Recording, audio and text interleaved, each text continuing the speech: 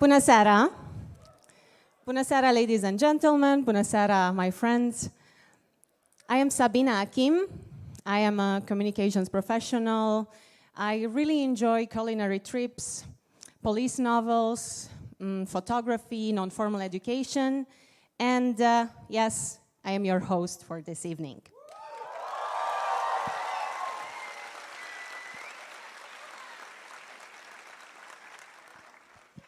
There's so many feelings that are passing now through my head and my heart watching you. I'm really trying to make some eye contact. The light is not always allowing me. But I want to tell you about my story, why I'm in front of you first. I started volunteering with ESN in 2015. Yeah, nice.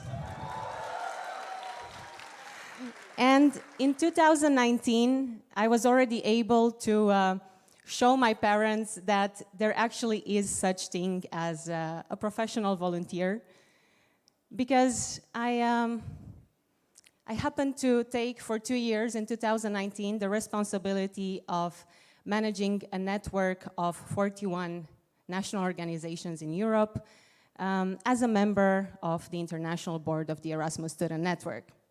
So this is why I'm here in front of you today, because I cannot get out even though my time has passed. And I am Romanian, and you cannot even imagine the honor that I'm feeling for being me here, the one that welcomes you to my city, to my country, and to open together the biggest Erasmus event in the world. Woo! Woo! Erasmus Generation Meeting, yes!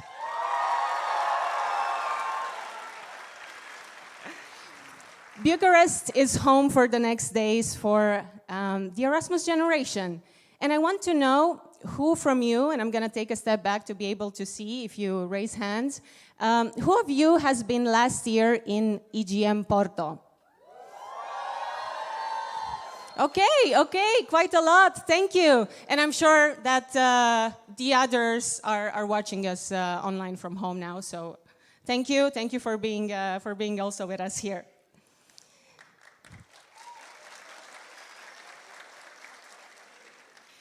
You know when you love something so much that you cannot stop talking about it? I think this is us when it comes to Erasmus+. And 9 years ago, during my master's studies, I went for an Erasmus year abroad in Poland. Is Poland here? Cześć! And after I came back from my Erasmus, I was both happy and sad. I mean, I found back my place in my community, back with my family and my friends, but something was not clicking. So I was thinking about Erasmus.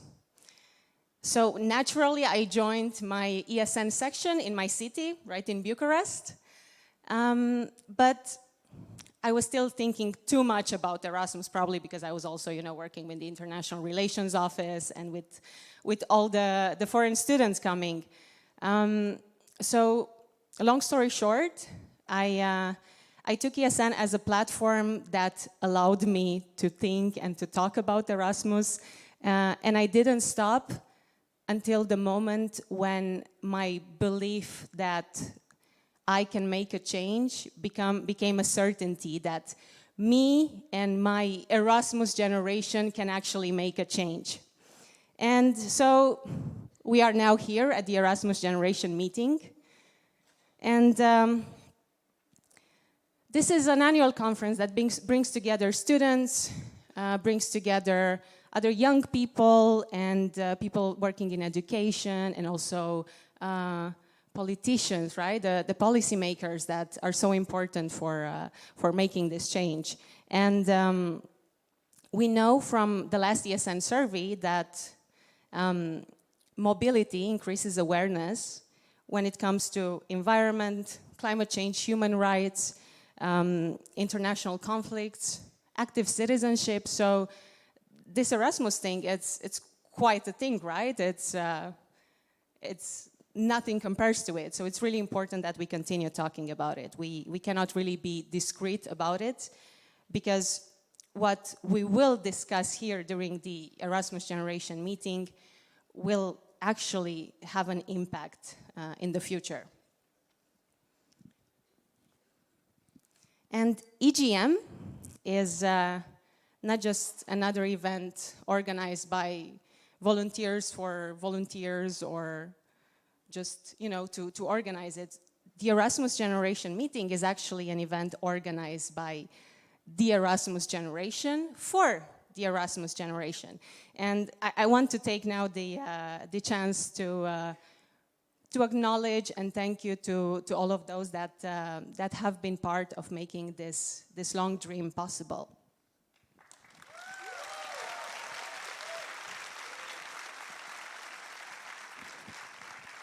Okay, first, I want to say warm thank you for the organizing team and the content team, because they took upon a challenge that they didn't really know how it will be about, what are the description points. So big thank you, please. Woo!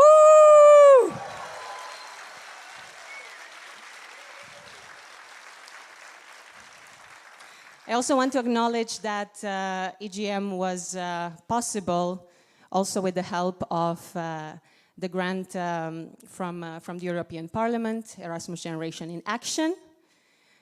And of course, then I want to continue with thanking to all those partners that are here with us. I want to take to the partners from institutions, to the commercial partners.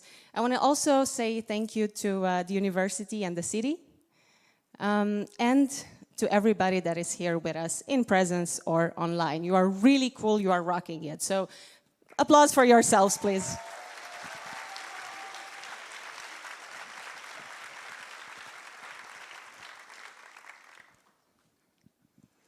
(2023) is the European Year of Skills. So we couldn't really think of a better moment to get together and to have these conversations about the importance of skills that we obtain through international experiences, and also about the importance and power of civic engagement, right? And I want to do a bit of a getting to know the room. So I would like to ask you to raise hands or make some noise.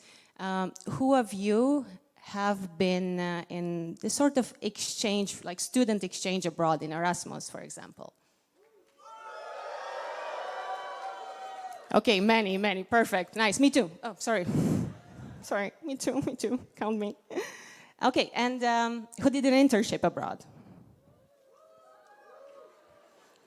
Okay, you have some stories to tell the others, to convince them that it's a thing. And then, who did volunteering abroad? Ooh, okay, thank you. So, like now, everybody that raised hands, so probably everybody in the room, just take a look at your right.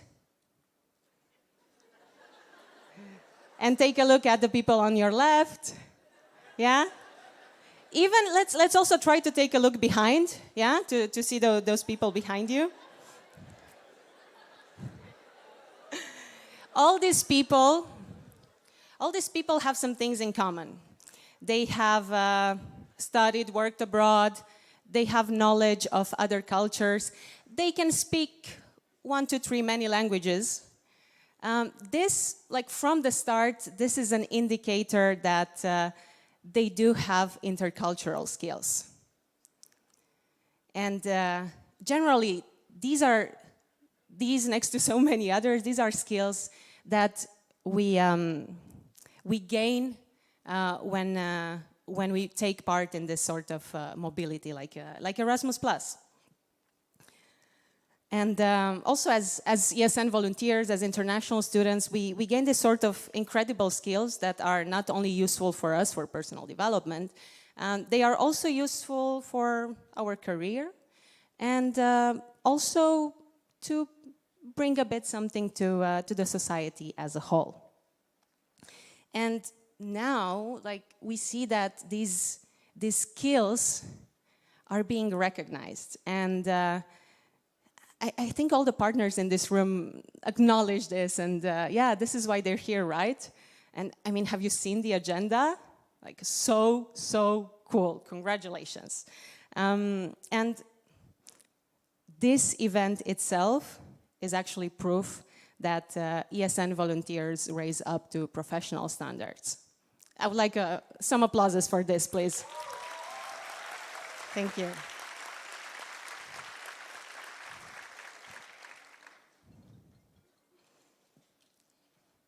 We are now here in the auditorium of University Polytechnica of Bucharest.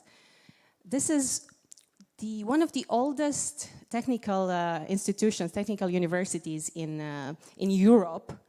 And it's also a university that has a long tradition with promoting European identity, with promoting mobility. And this university actually has partnerships with universities and research institutions all over the world, like more than 250 institutions. And they are also offering often, whenever in need, not even when requested sometimes, to the exchange students and to the SN sections in Bucharest. And I would like to invite from the Romanian university with the highest involvement in the country in Erasmus Plus projects between 2014 and 2020. From our host university, Mr. Horia Iovu, who is the Vice Rector of the University Polytechnica of Bucharest.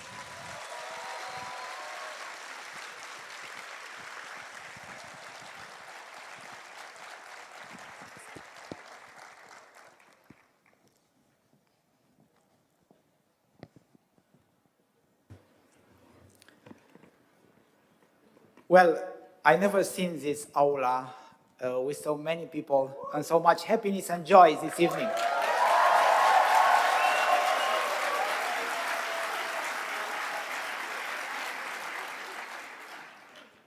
And I will tell you a secret. I have an official speech prepared by our Department of International Relations. Luciana is here. She's the head of this department. But seeing you so happy and so much joy, I will do a non-formal speech, if you agree.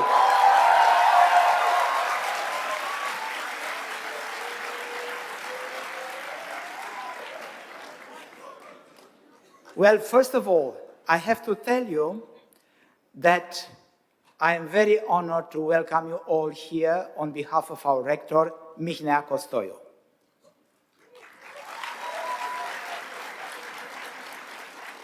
Unfortunately, he couldn't attend this meeting because he is abroad to arrange some other mobilities, including Erasmus mobilities in France.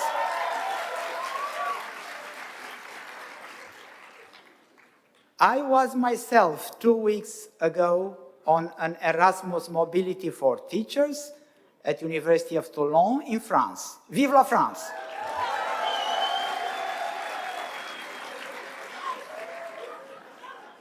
And I remember that when I was a student, some years ago, not so many, depending, and on that time there was no Erasmus program, but it was a Tempus program, also financed by EU at that time. And I was exchanging in the frame of a mobility exchanging in Manchester Metropolitan University in UK. Are you some of you from UK here? Well, I'm sure you know Manchester United is my favorite team.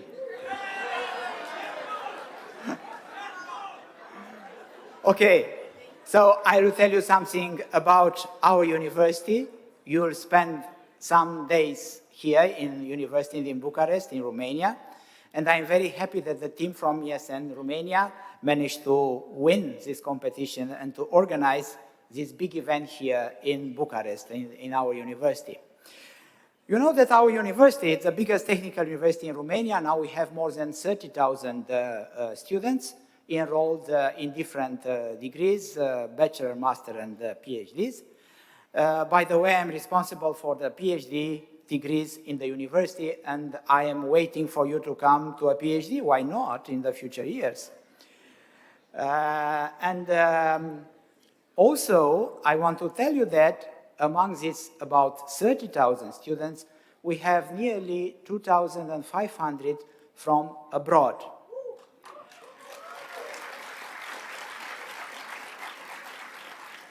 We are very keen to organize exchange mobility for students. We are members from more than 300 organizations in the world, managing different steps for exchanging students.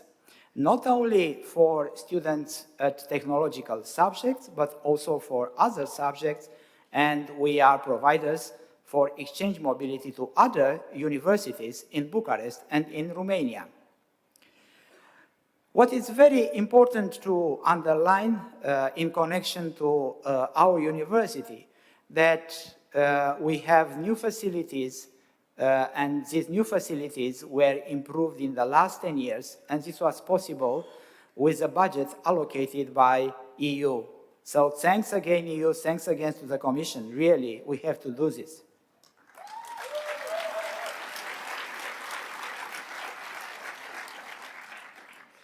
Maybe during these days you'll have time to visit the new facilities, the new research infrastructures, and all this, which are, of course, for students. And we are aiming to become a university without walls at 2030. University without walls is a nice provocation led by European University Association. We are proud to be part of European University Association, but also part of other associations in the world.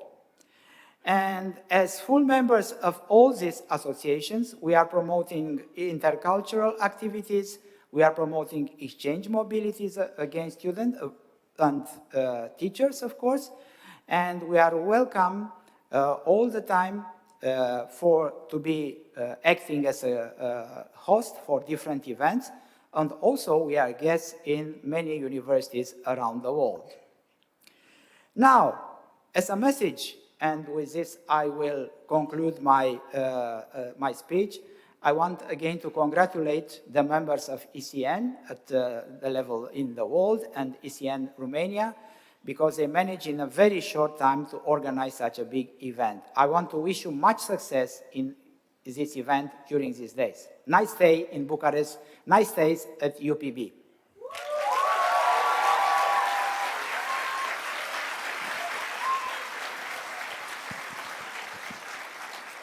Thank you very much, Mr. Jovu.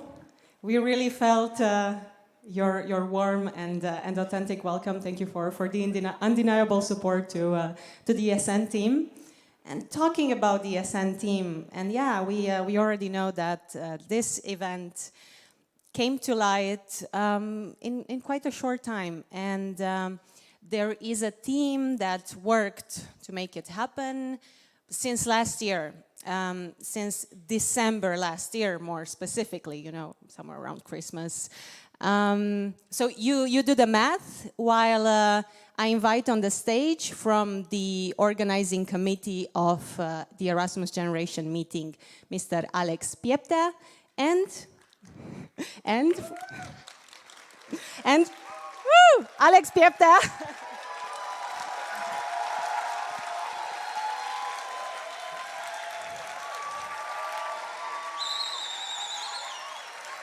The head of OC, woo!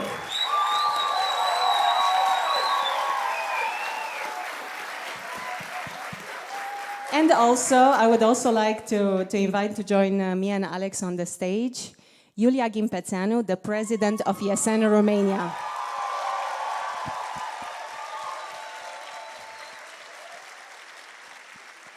They will surely tell us more about this, this year of working on this.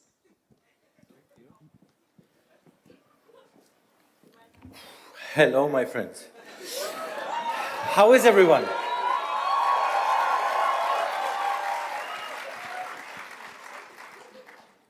I'm going to start by thanking all of you for being here. I think it's the first time I speak in a crowd, in front of a crowd so big. Thank you so much all for being here. Thank you for being part of the Erasmus generation. Thank you to all our partners, to all our support. Like Sabina said, it's been quite a short time that we had to organize everything, right? In 4 months, we managed to hopefully pull it off, but you can let us know by the end of the week, okay? What is very important is the support that we got from all of our friends and partners, from the university, from the board, from the content team, from the program team, for everybody who worked very hard in overdrive in these past couple of months just to make the event happen. We're glad we managed to keep the same format as, well, as it was in the past. Of course, I would also like to thank especially to ESN Portugal for the event last year, because they gave us something amazing to build on. So we had a lot of inspiration from them. And I would also like to say that throughout this weekend, you have an amazing opportunity of meeting people from almost all of the ESN countries, to meet a lot of our stakeholders as well. So try to use this time to share your knowledge, share your best practices, find out how you can become a stronger person, a better person, and inspire others to be members of the Erasmus generation. Thank you so much.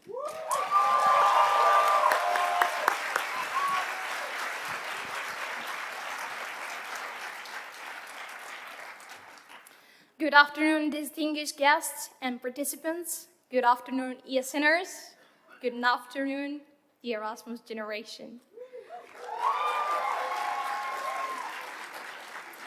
It is my greatest pleasure to welcome all of you to the Erasmus Generation Meeting Bucharest 2023, where we celebrate the power of international exchange and collaboration. Today, we have the honor of hosting institutional partners who have been instrumental in supporting this movement in Romania and beyond. First and foremost, I would like to express our gratitude to the Erasmus Plus National Agency, the Ministry of Education, the Ministry of Entrepreneurship and Tourism for their unwavering commitment to fostering education, entrepreneurship, and cultural exchange among young people to broaden their horizons and gain invaluable experience. Above all, I would like to underline the support given by the Liaison Office of the European Parliament in Bucharest and the representation of the European Commission in Romania, some of the institutions whose effects have contributed to the strengthening of the ties between Romania and the EU. Your dedication to promoting the values of democracy, human rights, and solidarity is an inspiration to all of us. We are also grateful to have EU stakeholders around us, including the European Commission, the European Personnel Selection Office, and the European Parliament for their ongoing support of the Erasmus Plus program. Your investment in the next generation of leaders and innovators is a testament to the EU's commitment to building a brighter future for all. EU stakeholders have been a constant support for our organization, and they continue to be shown from the first edition of the Erasmus Generation Meeting last year in Portugal.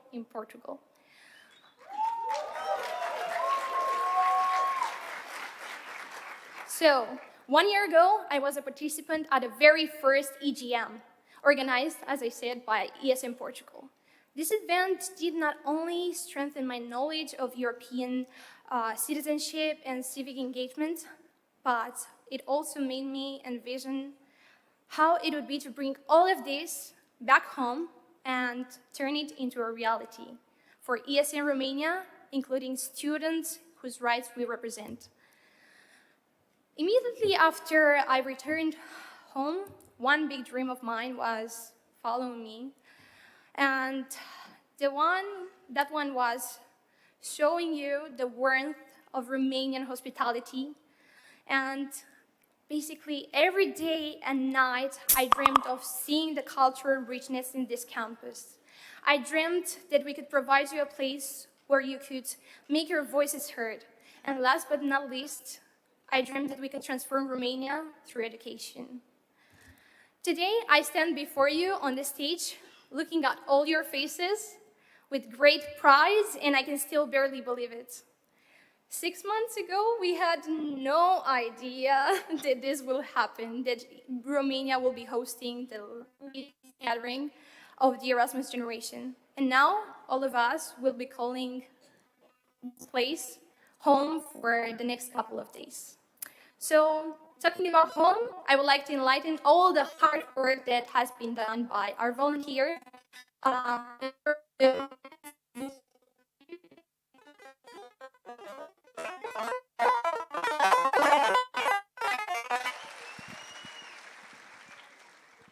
Good. Thank you very much, Sabina. So I wanted to enlighten all the hard work that has been done by the members of the organizing committee, the content team, ESN International, and all of the other people that were present behind the scenes for this event that have been putting a lot of work for it to happen. However, there is still one missing piece of the puzzle, and that is you. The Erasmus Generation, the EGM participants. Only with you, we are able to finally see the full picture of our dream. And for that, we thank you very much for being present here today. And let's start an amazing event together, calling this place a home.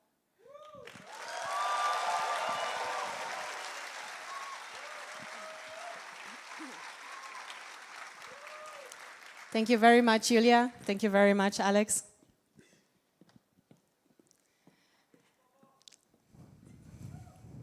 I would like to ask a big applause, not only for the representatives of this team of volunteers, but also for the volunteers themselves of this event that, woo!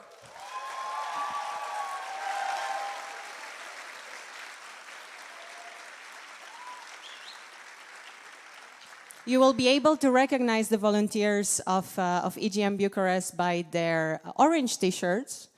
And because they're so easily recognizable, you do have, but you really have the task to give them a hug or acknowledge their work with a good word when you see them. Thank you.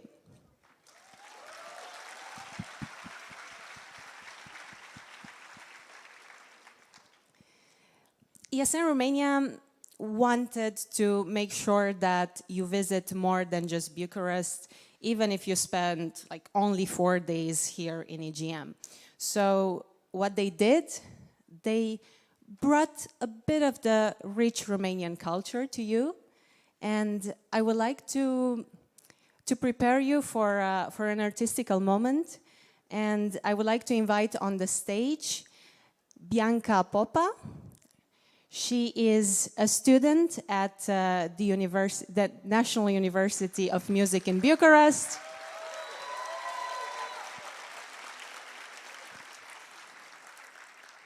Bianca is studying classical composition. However, her biggest passion ever is folklore.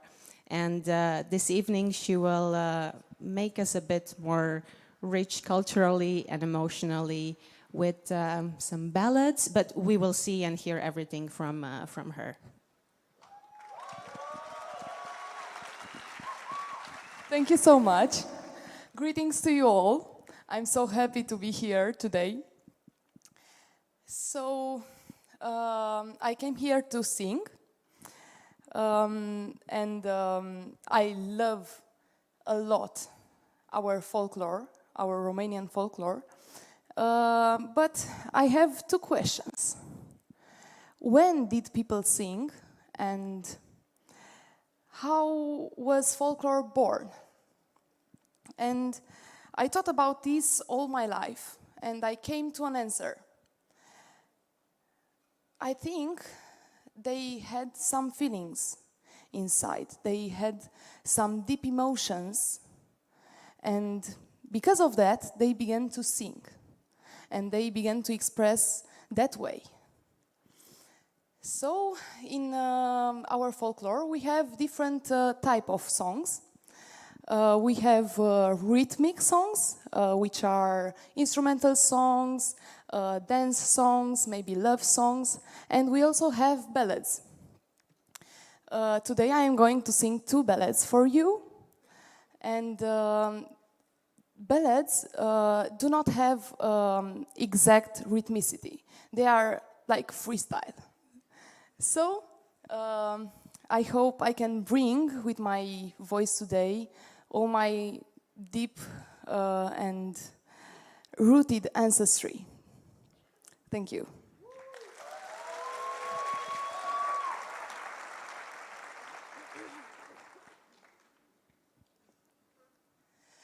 Sus la verdele de munți, da la iarba până în șerunț,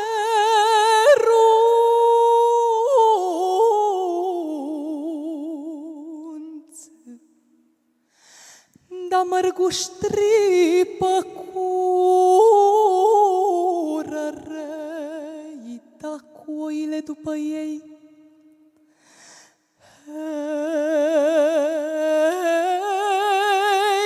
Cei mai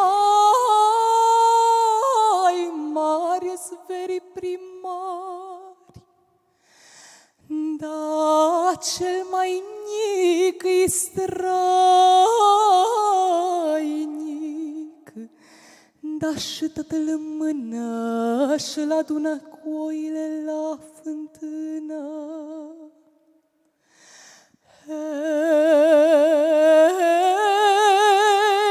Tatăl mâna și-l scoboară, da cu oile la izvoră și făcuile să-l omoară. Mai fraților, părătaților, da voi la cămniți omor, da pe mine să mă îngropați.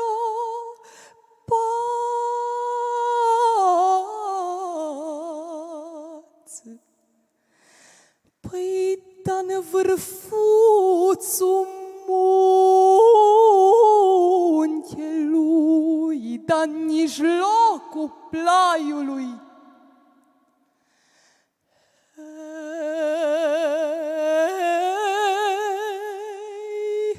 și-n mână de-a dreapta, da trebuie să-mi puneți tilinca, da și să-mi puneți pe mormânt fluierașul cel de vânt. Mai când vânătuțul a suflat, a fluiera tilinca, tilinca, oile tăti-o răzbdiera.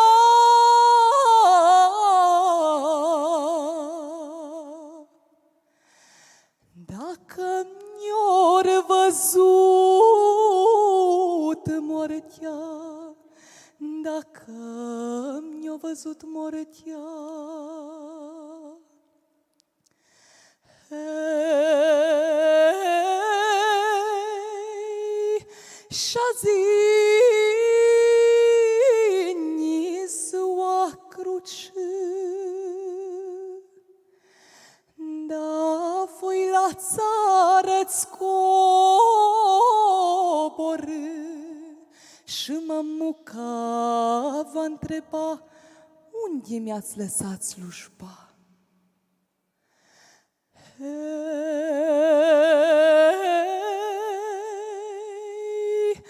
l-am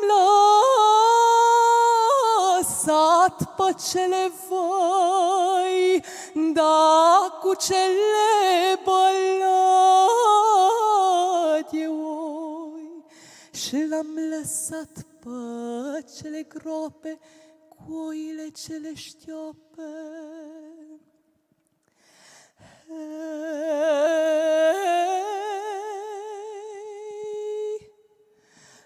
mămuca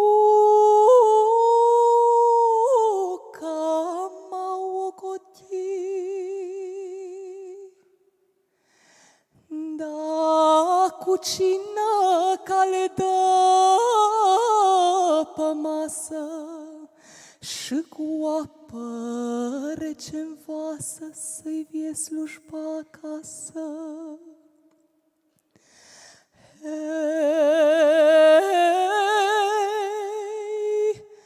cina-n masă sărăciu, da pa nevasă s-a încălezit și slujba n-a mai veni, că s-a dus a putreză alăturea cu morță.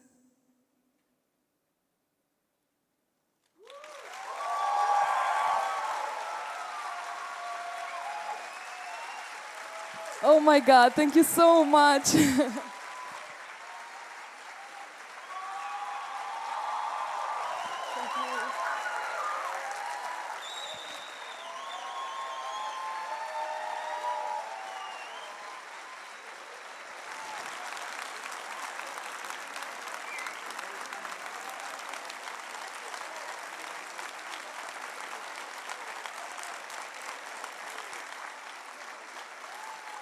I'm so happy. Thank you so much.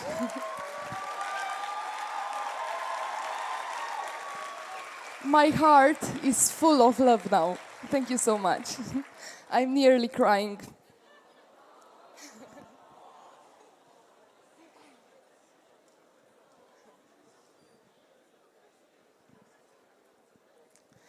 The next ballad is about love, and actually it's a curse, so it's a shady thing.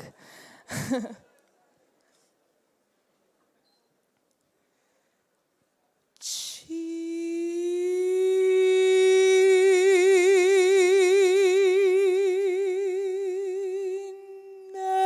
iubește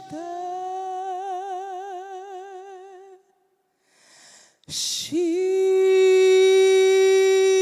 lasă, cine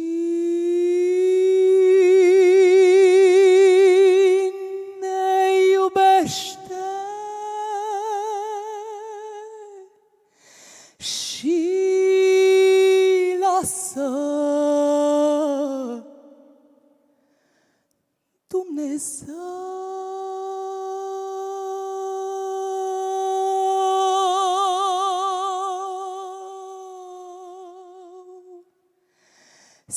să-i dea pedeapsă. Dumnezeu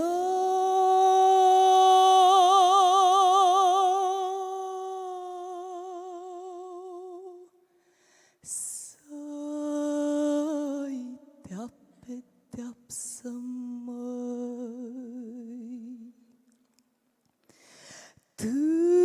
Târâișul șarpelui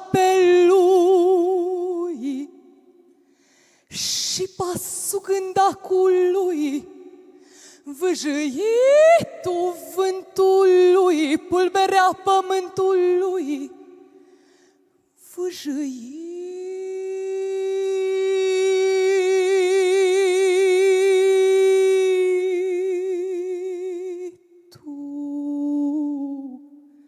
vântului, pulberea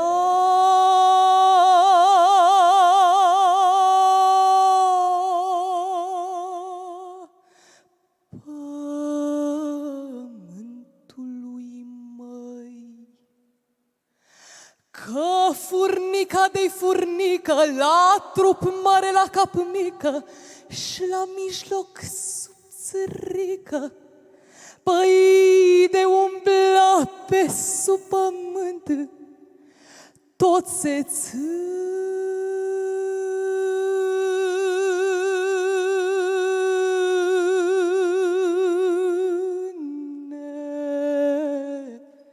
de cuvânt, tot se ține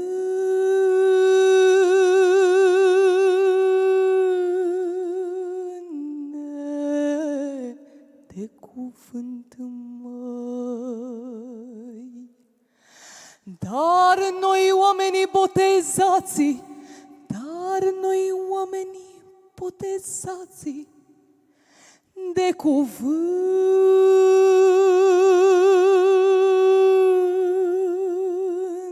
am fost lăsați, de cuvânt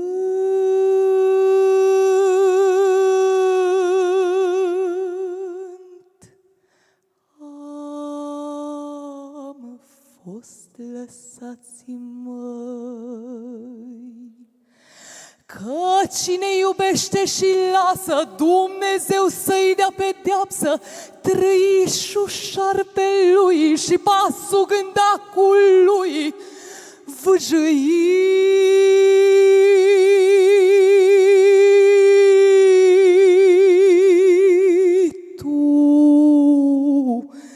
vântului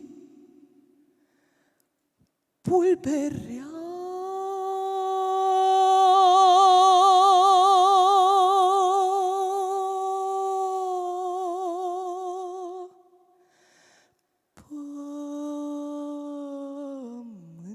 Pământului, măi.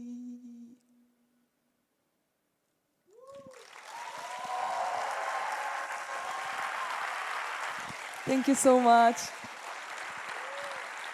Thank you. So much.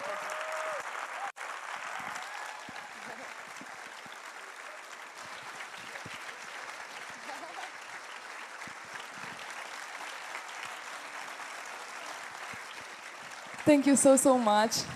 And I am wishing you just happiness, just to be happy. It's all that matters. Thank you so much.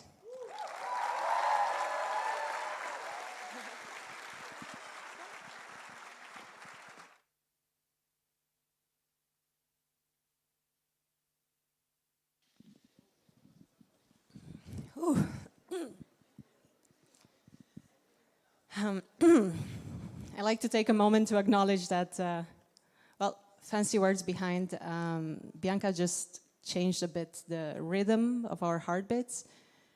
At least I feel so. This is, I guess, the effect of music, that music has on people. And music is so good when shared, right? Thank you, Diana.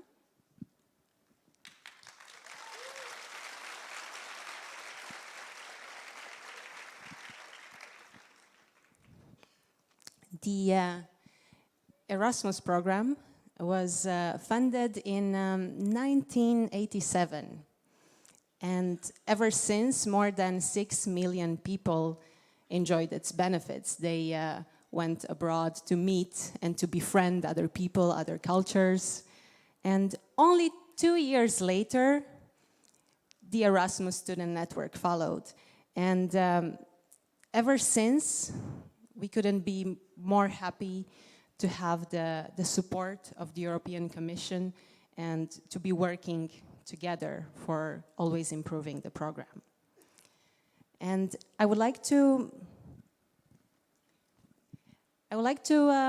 share with you a quote from Maria Gabriel, the European Commissioner for Innovation, Research, Culture, Education and Youth. ESN's contribution is crucial to the success of our work. We are grateful for your incredible effort and passion. I am not sure we would be talking about an Erasmus generation without you. And that is something to be proud of.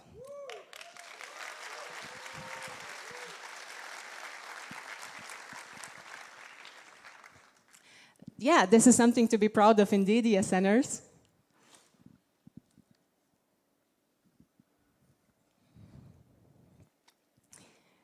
we are really honored that, that the European Commission is acknowledging our complementary efforts, and for this like long-lasting, vital partnership that we have together.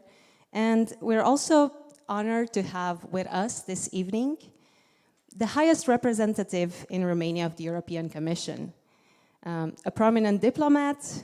Our guest has traveled the world and has experienced firsthand the benefits of student mobility. And I would like for you to hear more directly from the source, and I would like to welcome the head of the European Commission representation in Bucharest, Her Excellency, Ms. Ramona Iulia Chiriac.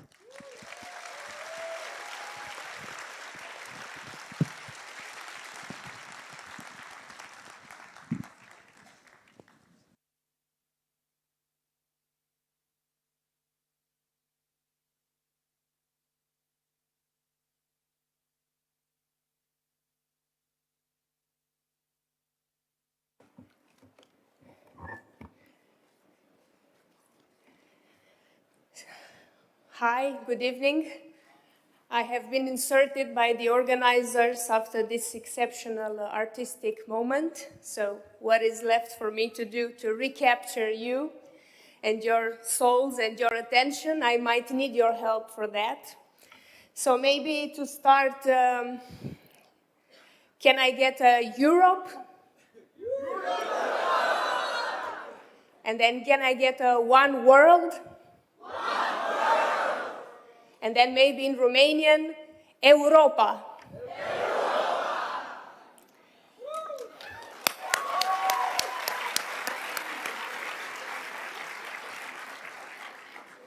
I have an official speech and I'm not afraid to use it. Anyway, I'm very happy to see you here tonight. This is one of the most successful and iconic programs of the European Union, Erasmus+. As any great initiative, Erasmus started from a dream of a few students being able to travel, live, and study abroad. And as it was said, it started in 1987 with only 3,244 students and 11 countries, to what is today a European miracle with 13 million people touched by Erasmus and a huge investment on our part, a record-breaking 4.4 billion euros going into this program.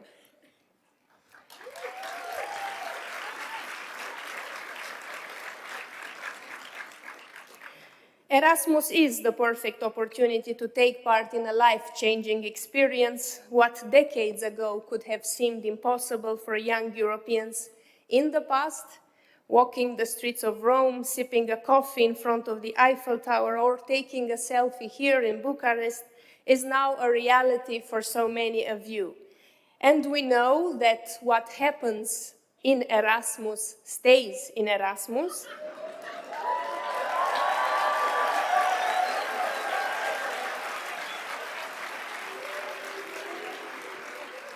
But could you imagine how many couples actually met on their experience abroad? Actually, statistics say that 33%, one-third of Erasmus alumni have a partner of a different nationality.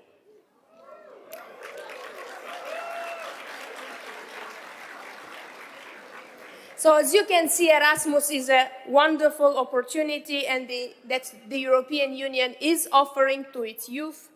And I want to mention some other initiatives that I encourage you to participate in. The European Solidarity Corps, an initiative which aims to give young people aged 18 to 35 the opportunity to take part in solidarity activities. The Youth Guarantee, which is a scheme to ensure that young people receive a good quality offer of employment, continued education, apprenticeship or traineeship within 4 months of becoming unemployed or leaving formal education. And the European Youth Portal, which is a website that helps you, young people all over Europe, navigate the many opportunities the EU offers in different areas of interest. So the European Youth Portal. Like almost everyone in this room, I was also a beneficiary of a student mobility program, and that opportunity was also for me life-changing.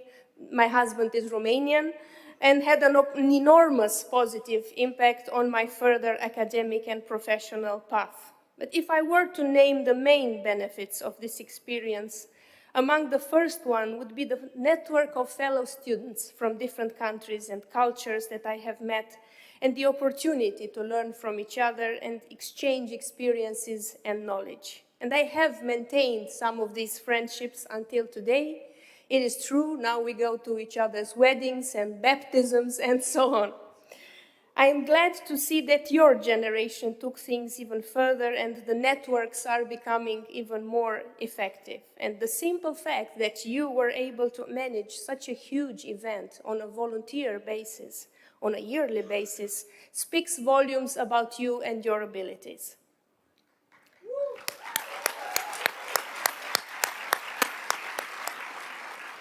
Now, the event you are organizing these days in Bucharest has two main pillars: skills through international opportunities and civic engagement. And both of them are essential for the future, because 2043 is the European Year of Skills, and 2024 is the year of European elections, European Parliament elections.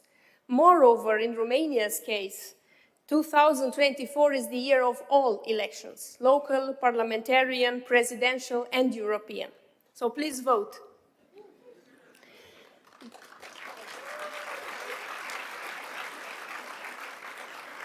Now, before talking about the future, please allow me to make a brief reference about the recent past. 2022 was supposed to be your year, and it was the European Year of Youth. But at the same time, it was a year of pandemic. It was a year when the unthinkable happened as Russia invaded Ukraine, starting a war at EU's border, at Romania's border. 2022 was also a year of high inflation, of energy crisis, and threats to an economic recession.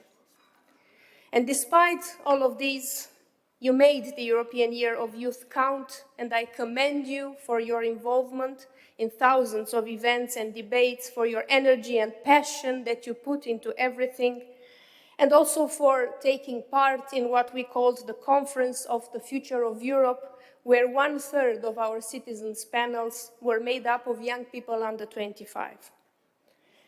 Ahead of us, as I said, is the European Year of Skills, and the green and digital transitions are coming with opportunities, but also with challenges, and the continuous need for all of us to adapt to the new realities.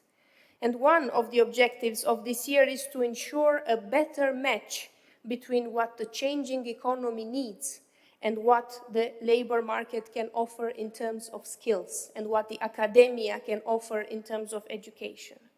And the great instrument for you to achieve this is within your reach, and I encourage you to continue to make the best of this Erasmus Plus experience and use it at full potential, also in order to strengthen your skills and develop new ones. As a follow-up of what I mentioned was a European dialogue called the Conference of the Future of Europe, the President of the European Commission, Ursula von der Leyen, made a very important proposal in September during her SOTEU, which is State of the Union speech.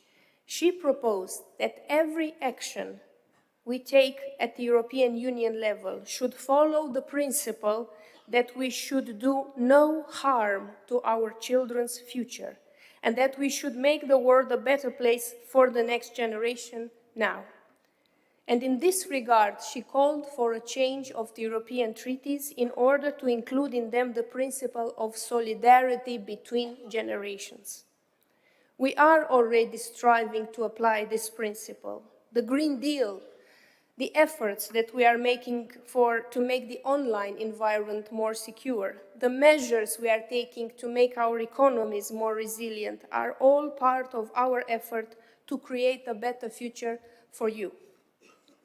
We know from the Eurobarometer that your generation considers that voting in elections is a most effective way to make your voice heard.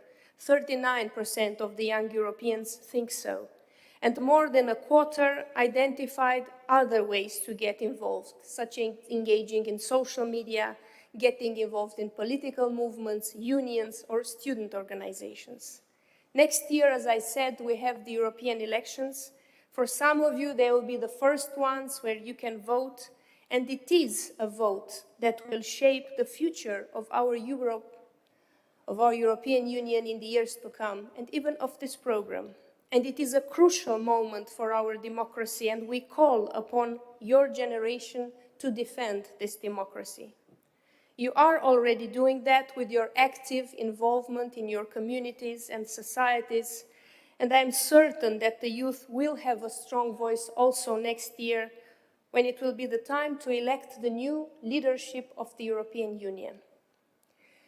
Dear young community, I know how much you like to take advice from your elders. Please accept this advice from me. Please get involved in the decision-making process, in the voting process, and please keep a close eye on the current generation of Europe's leaders and hold them accountable for their decisions. Because you are the owners of the future of Europe. And today's policies and what we do today will influence your tomorrow. Thank you.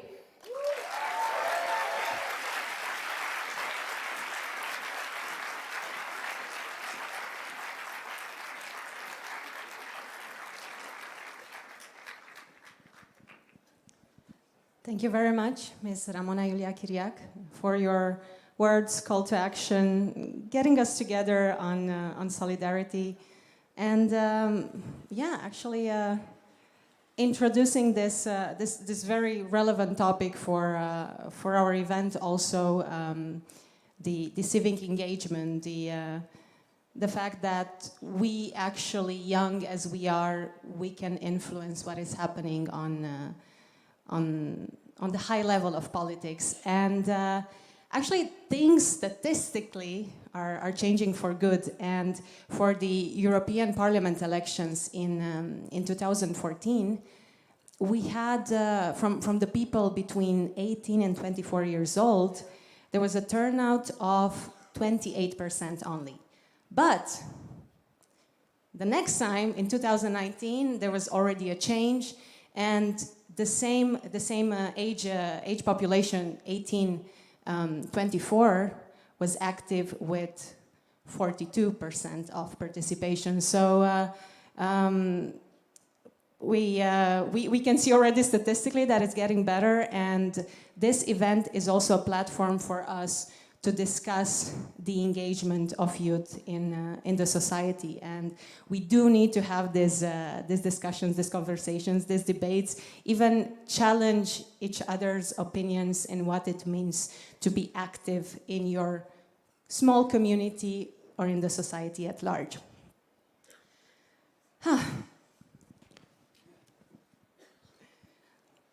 In each country that is part of the Erasmus Plus program, we have a national authority that oversee the proper implementation of the program, and they also make sure that all the actors involved in the success of this program have everything that they need. And well, it's the same in Romania, right? No surprise here. And in Romania, it's the Ministry of Education that is supporting the national agency, as well as the higher education institutions towards achieving their objectives. And showing the ministry's support for the Erasmus Generation Meeting in Bucharest, I would like to invite on the stage with us Mr. Bogdan Cristescu, Secretary of State in the Ministry of Education.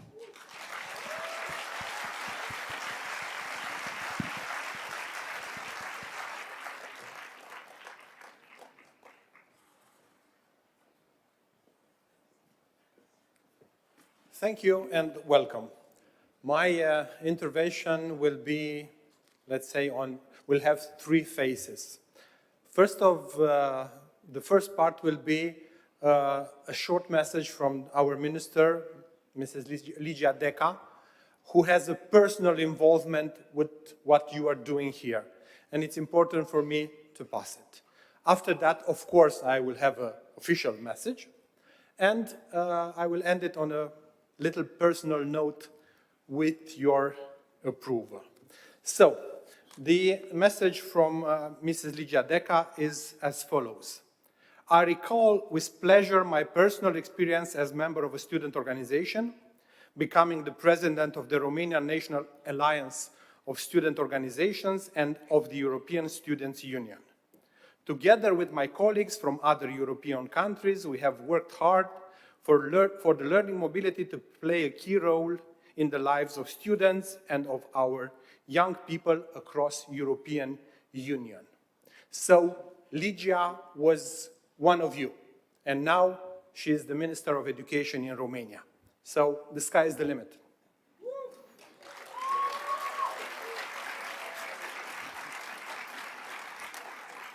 The official part.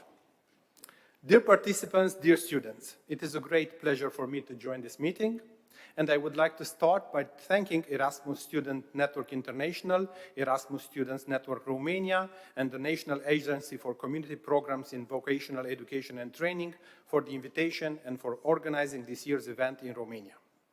I am glad to be here today in the midst of so many participants.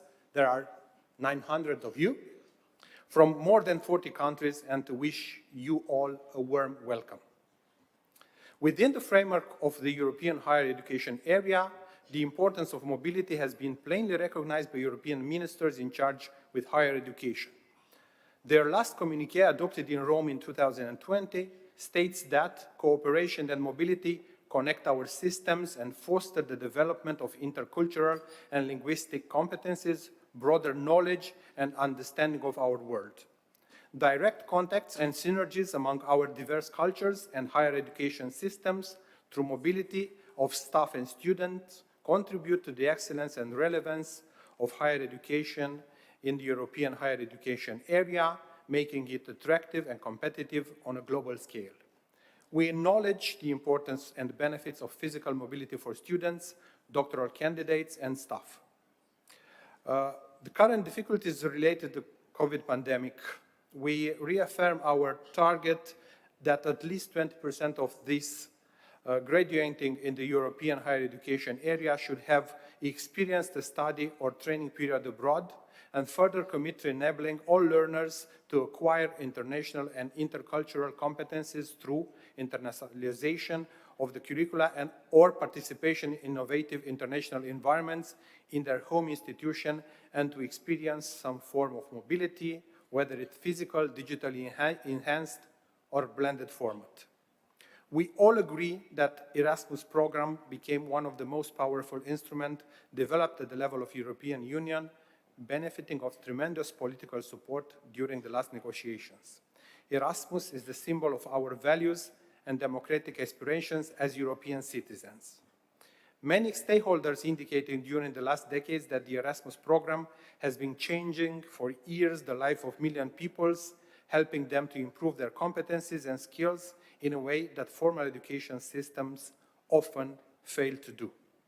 By studying, training, working, and volunteering in another country, young people develop skills that will essentially serve them for the rest of their life. There is no doubt we can count on dedication and professionalization of our national Erasmus agency that is efficiently promoting the program and working with the stakeholders to encourage their active participation. Before concluding, I would like to praise all those who are fighting for freedom, as well as for the academic freedom, reaffirming our strong support and solidarity with the brave people of Ukraine. Thanking you again for the invitation to address the audience, I wish you full success in the debates hosted by the Polytechnic University of Bucharest.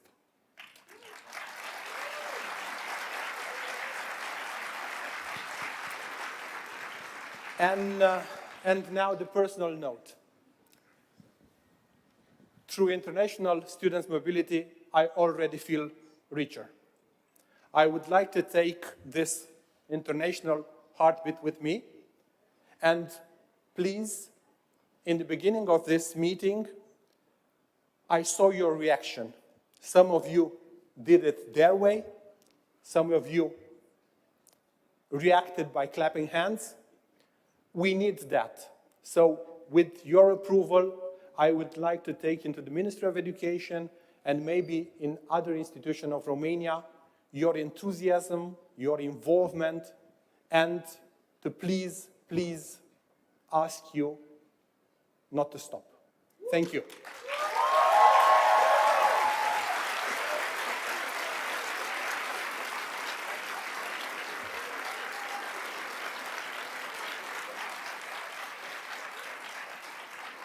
I was looking at Alex and Julia, and I was wondering, is this reaction an Erasmus Generation Meeting sign?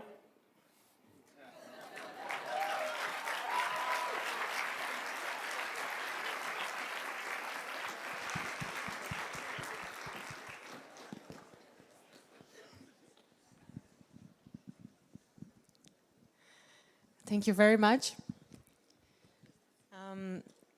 It is great to feel the support and enthusiasm coming not only from institutions but also from people that know a lot about the environment that we volunteer and work in. It was also very good to hear about the greetings that we get from the minister herself, Miss Ligia Deca, and Miss Ligia Deca is indeed an inspiration, a total legend in the student movement. And I wanted to just make another stop and come with another fun fact connected to elections. So it's also, we know it like statistically, and there's been research on it, that students with an exchange experience are far more engaged in student organizations than the average European youth. But also, another fact, students, when they are abroad in their exchange, are voting way less, are participating way less in the elections, not because they don't want to, but because of different barriers that are yet to be addressed. These fun facts came from the SN survey from 2019, I think. It was connected to the European elections. It was checking what's going on with European youth, what are their opinions on voting, and you can see everything online on the website of the SN, of course. And now back to hearing who else wants to share their acknowledgement for the Erasmus generation. And actually, Romanians, they are known for their hospitality. Of course, every nation has likes sharing their culture, but Romanians are really known for welcoming others in their homes, sharing the piece of bread that they have with them, the national traditional hard liquor drink. As Romanians, we really enjoy spending time together with our family, with our friends, sharing food, drinks, celebrating life's moments together. And mostly, Romanians take pride in their rich history, tradition, heritage, and it's time for us to indulge in an experience that brings them all together.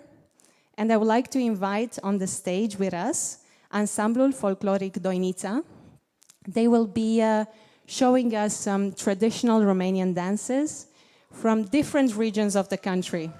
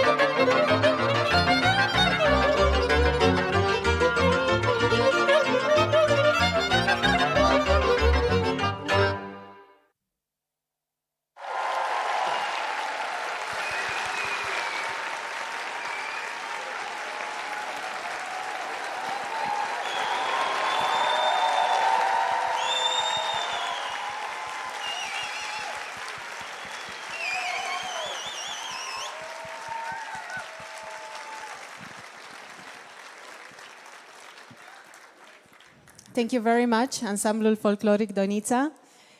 Doiniță is the short version of the word doina, which is one of those untranslatable words from Romanian. And doina, it's a type of poetry specific to Romania. And it's about love, it's about missing others, it's about pain, agony, or vengeance. It's very, very powerful. And these kind of cultural experiences in general are an essential part of tourism. And they shape the identity of the destination. They create economic opportunities for communities. Of course, they offer unique, authentic connection to the local community and its history.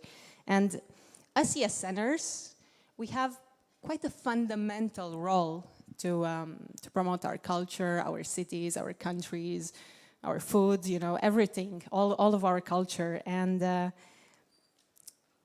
fun fact, it has been calculated that every Erasmus Plus student brings an average of 4 international friends to visit them home. So that's quite some cultural exchange, right? And I was thinking, what not only would I do when my friends would visit me, but what I actually did when many of my friends visited me. And the first thing that I wanted them to eat was papanash. Have you eaten papanash? Hands up. Okay. It's amazing. I heard it from the first row. It's amazing, and I recommend it to you. So that's, if I have to choose one thing you should eat in Romania, it's papanash. It's a dessert. Oh yeah, and I would also, I took them to a few of my favorite places. I took them on a tour to the castles in Transylvania because they're so pretty and they have so much history. You know, those princesses' castles. And also in a situation to Maramureș, just in the north of the country. There is a Mary cemetery, and it's actually Mary, it's happy. You will understand when you get there. And where I want to take them, it's also, because I didn't take anybody there yet, is the Delta of Danube, which is unique on the globe actually when it comes to the place as a natural reservation. So yeah. Also instrumental in promoting sustainable travel, entrepreneurship. It's our next guest. And here to share the impact of Erasmus Plus on the Romanian tourism, we have from the Ministry of Entrepreneurship and Tourism, the Secretary General, Mr. Darius Vodă.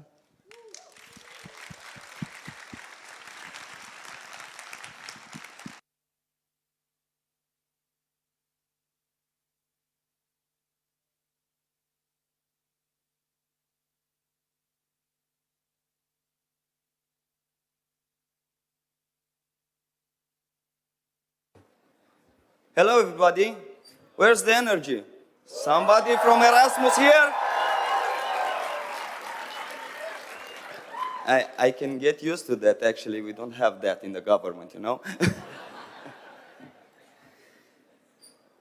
Well, I also have a speech prepared, and I was looking at the beautiful smiling faces, at the good vibes from the room.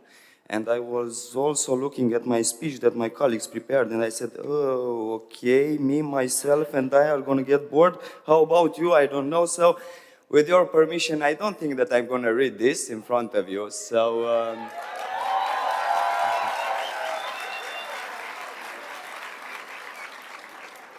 I think I'm going to try to be short in my message. I know that we're talking about Erasmus program, and the primary focus is education and youth development, but in the same time, as our host mentioned it earlier, it has a lot to do with tourism. And I'm just going to give some examples because we're talking about cultural exchanges. We're talking about language learning. And you know, Romanian is not quite that hard language. Bună? Nobody, no? Okay, it's hard. We're talking about international networking, improved cross-cultural communications, become more aware of the tourism opportunities available in different countries. So now if we're talking about Romania, we're talking about a country that has a rich history.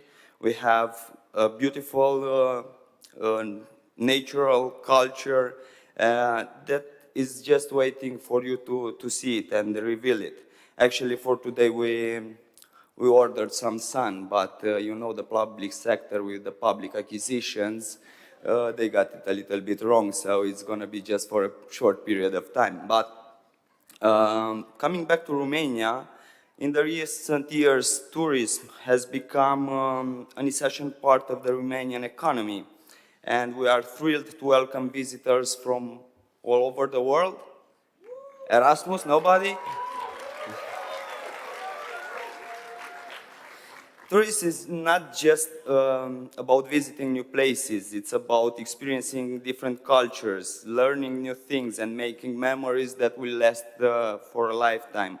We consider that each tourist that comes into our country, it's a possible ambassador for our country in their own one. So a friend of mine actually told me, he's from Brussels, and I'm gonna quote, you know, when you get a taste of Romania, you somehow became addicted. So I wish for you guys to be the same. I wish that you have a pleasant staying here in Romania, in our country. You should visit our beautiful monuments, and you should try our cuisine. And I'm telling this because I'm a little bit hungry right now, but we have great food. So thank you very much for being here. And somebody used the line earlier, where what happens in Erasmus remains in Erasmus. I'm going to use that line somehow else. What happens in Romania remains in Romania.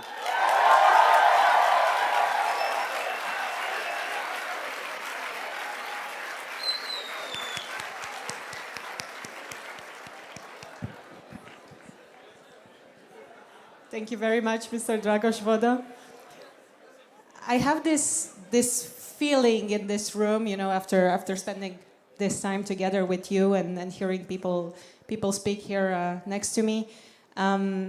This feeling that you have, I had it in Erasmus, then I had it in ESN when I started traveling for ESN, that we just saw each other, but we feel that we know each other for a long while, and we allow ourselves to be more ourselves, to be informal, and I'm really appreciating this. Thank you very much.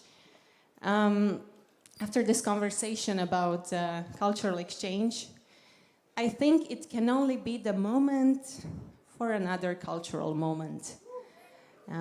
So let's see. I would like to invite again on the stage with us Ansamblul Folcloric Doinița. Enjoy.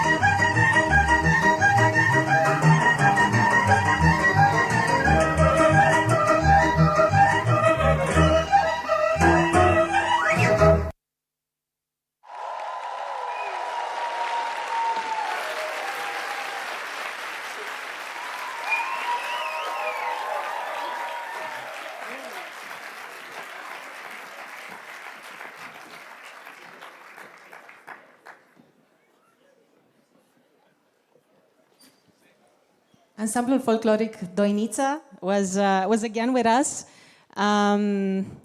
For a last time for tonight, unfortunately, but I do want to mention that also the clothes that you saw them wearing during the dances, there are also traditional clothings from the first one from the region of Oltenia and then from Muntenia. So thank you very much. Music and dances, they allow the forming of this understanding that are going beyond of what's visible, beyond the surface. And I believe that so is volunteering. And I do have the perfect video to prove this to you. It will be right here on the screen. And also, what other better way to visualize what's waiting for us in EGM Hey, Mom. than to take a trip on memory lane with last year.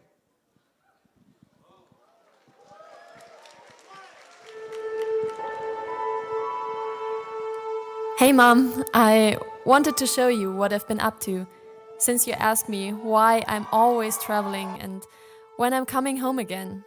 I hope when you see this, you will understand why I want to be out there. Remember when I told you I started volunteering? You were happy for me, but also worried, because I cannot always work for free. Just imagine when I joined the very first meeting. I was a bit nervous what's to come, only to be greeted by curious smiles. It didn't take long until I realized that the mindset of these people was just different. If you have whatever crazy idea for an event or a campaign, they are looking for ways to make it happen, instead of focusing on all the reasons why it can't work. To have people with that mindset around me changed everything. Because I began to feel that everything is possible. There is always a way. And then we went to work. Through all the ups and downs behind the scenes, we were learning from each other, making mistakes together, and arguing to find a solution. It's not always easy. I mean, sometimes these idiots drive me crazy. But I still love them. And I wouldn't be where I am without them. Imagine what it feels like at the end of a big event on which we have worked on for such a long time. I like to step back and think, wow, look how far we have come since we started. And in the end, standing proudly side by side as a team, celebrating our achievement of bringing people together. Only to say farewell while we watch the crowd taking pictures and the moment turns to legend. Once we meet again, years later, we will look back at these days and cherish the times we had.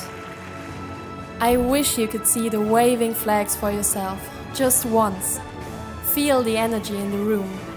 You know it's something different to actually get out there, to join the dance, rather than spectating from home. And as Dad used to say, those who were seen dancing were thought to be insane by those who could not hear the music. And I will keep on dancing. Unknowingly, we found a secret shortcut to happiness. I'm not working anymore for the next paycheck, promotion, graduation, or whatever the next big thing is. While volunteering, I found something much more valuable. Through the act of spreading joy, I found my why.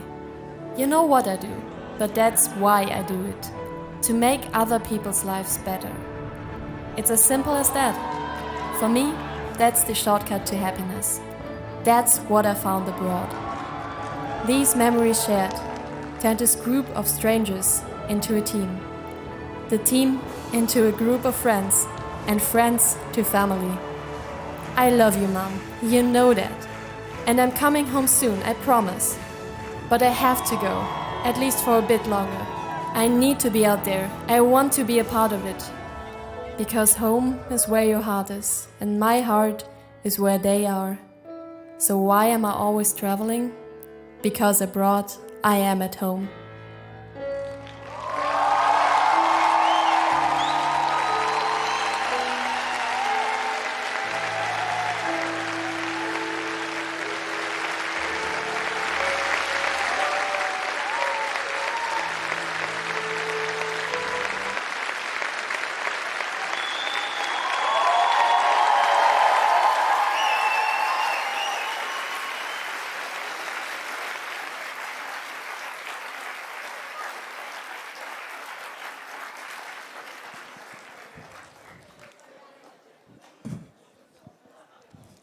powerful reflection on all the semantics of volunteering.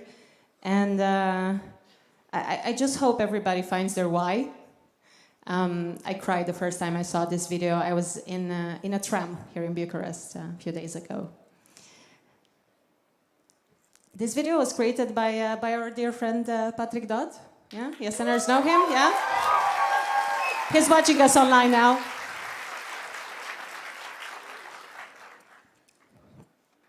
One of the key partners of this event is also one of the most important, long-lasting partners of ESN Romania, and coming together to increase in the country the access to international opportunities for young people from diverse backgrounds. We developed together years ago an Erasmus Plus promoters training program. And the Erasmus Plus is a success in Romania thanks to this partner, the Romanian Erasmus Plus National Agency.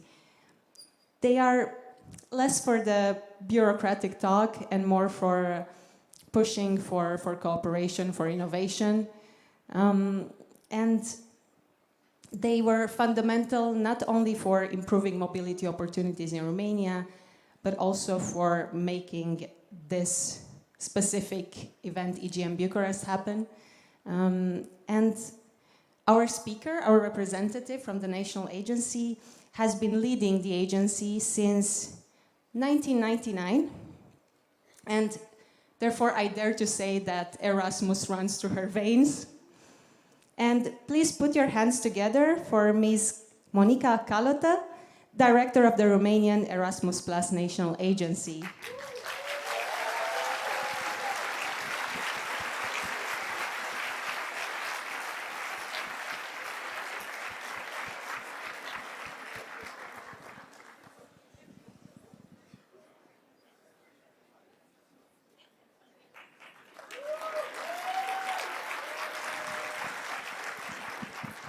Monica will be sharing with us what the national agency is focusing on now, right? Hello, Erasmus family. Do you feel like a family? Then you are home for today and the next days. This is your home. Feel like a family. First of all, I want to deeply congratulate the organizers. What they have achieved in this very, very short period of time to bring you here, so many, so enthusiastic, to create this vibe, it's amazing, and I can only say chapeau for them. Congratulations.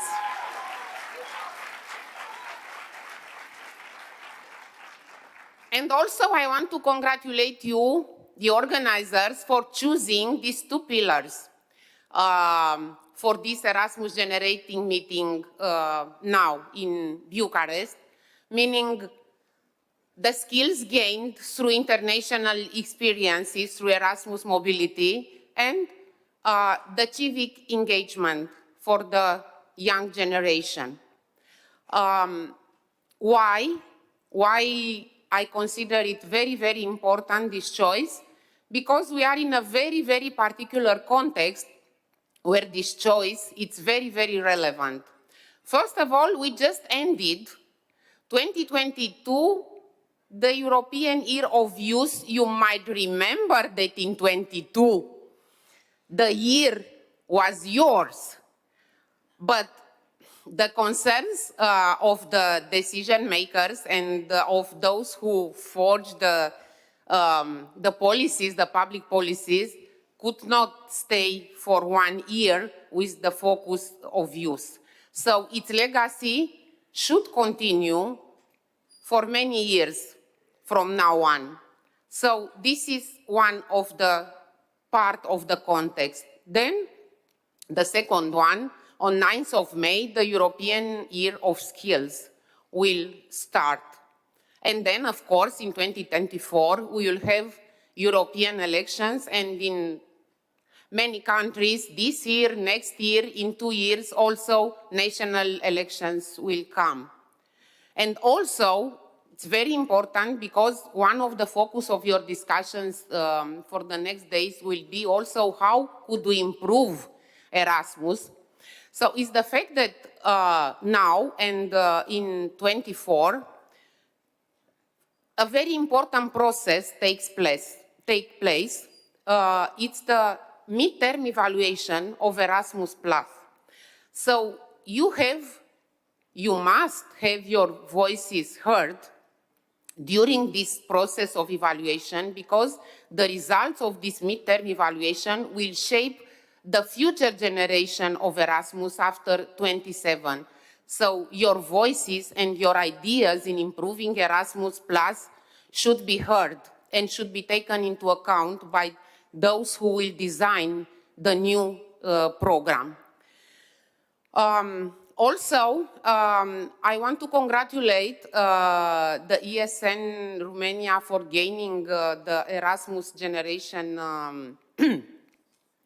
Erasmus Generation Action project, co-funded by the European Parliament, because it's about involvement and commitment of the youth generation in the democratic life.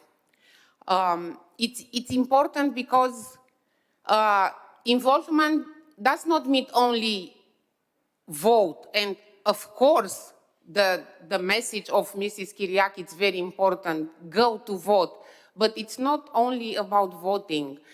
You can involve in changing everything you do not like, not only by voting, by involving in a very, very concrete way in the lives of your communities when you finish the Erasmus experience. Because it's true, what happens in Erasmus stays in Erasmus, but when you come back, what you gained in Erasmus, you must do something with the achievements, do something to improve the lives of the communities in which you live or you will act as professionals. And because we speak about how the Erasmus experience enriches the lives and changes the mind, I want to say that as an example, because I should say something about the Romanian National Agency. In our agency work 6 former Erasmus students, and I can say that they are the best of the employees. And yes, it's true. And one of them, it's a founder of the Erasmus Student Network, the Romanian branch here in Romania, and she became the head of the higher education department in our NA. So this is really important. It's really important that your gains, everything you achieved through the Erasmus experience could make a difference in whatever workplaces you will have. And I can say you, but perhaps you already know that you will find former Erasmus students everywhere, in all the national agencies for Erasmus+, in all the international relationship offices in universities, at all levels of decision makers, among the young politicians all over Europe. So maybe it's time that all of them, as former Erasmus students, feel the fact that they could be a critical mass to change something. To change something, because if you don't like something, not only claim the change, do not expect the others to do the change. Be the change. Do not expect the elder people to shape your future. Be the future. Use everything you gained in Erasmus to shape a better future for everyone. Good luck.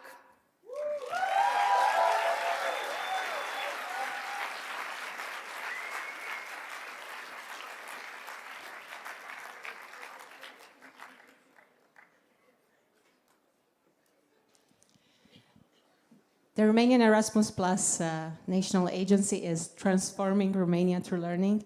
Thank you very much. Please let's take together from this last address the word commitment and pack it for later.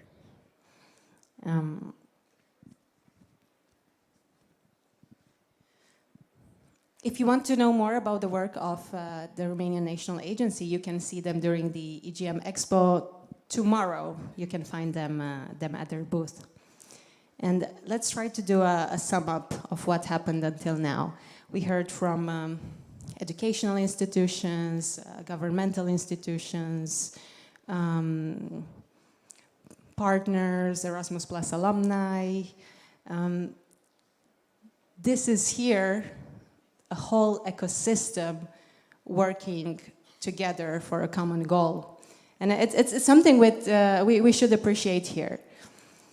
And we talked a lot about ambassadors this evening, ambassadors of international education. And we will have next on the stage here, a person that could be called something like a higher commissioner for the internationalization of higher education.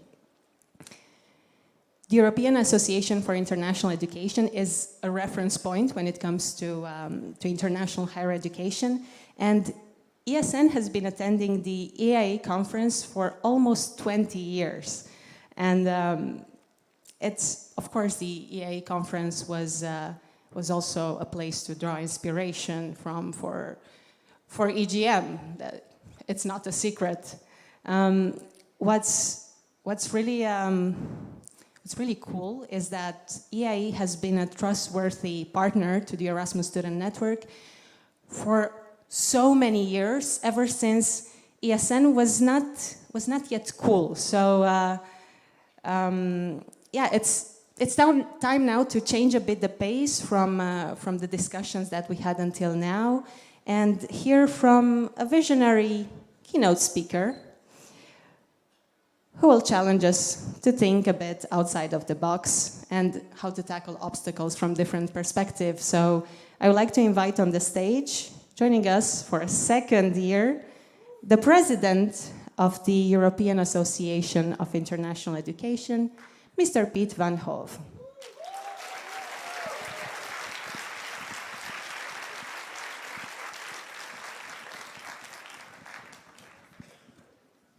Hi, everyone. Good evening. It's great to be here second time. I was in Porto last year. The fado was incredible. It was amazing. It was almost as good as the dancing here.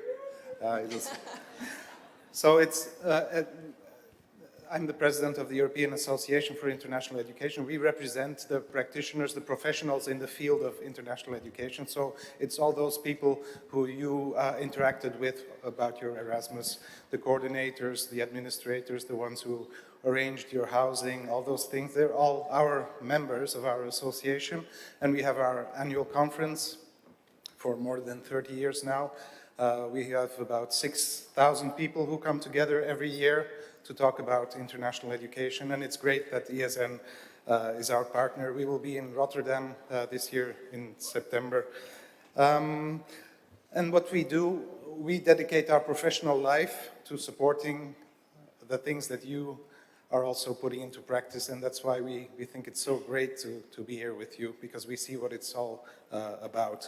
Because it's really about, when we look at the world in crisis, the only thing we can do is to make sure people from different countries, different cultures, different backgrounds meet each other and talk and share food and share drinks and share their stories. That's the most important thing, sharing stories. And that's what will, in the end, make the world a better place. And that's what ESNers are really good at, I think. I'll try to keep it short because one other thing we know at our conference, we always say we can't have sessions that go on for an hour and a half or more because my generation, they don't have the attention span to keep focused that long. They're all on their phones and everything, but I'm really glad to see that you still have the energy to go through an interesting program, even if it's a little bit long, but I'll try to keep my remarks short. So as I said, we are lucky enough in my profession. I've been doing this for actually since before most of you were born. My first job after graduating was helping the Erasmus student at my university in Antwerp, Belgium. And I've been doing it ever since.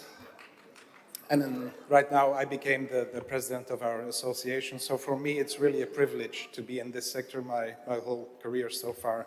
And it's important for us to keep in touch with what it's really all about, why we are doing this job, and that's you. So that's why it's important for all of you to also keep inspiring us. There are many political debates going on now in different countries about international students, about housing affordability, about funding for higher education. Do we want all these international students here? And I think it's important for us and you to work together to show the value of international education. And as the previous speaker said, what happens in Erasmus partly stays in Erasmus, but it should also go outside, and it should, you are the leaders of the future. And by leaders, I don't only mean people who are in charge of organizations or companies or governments.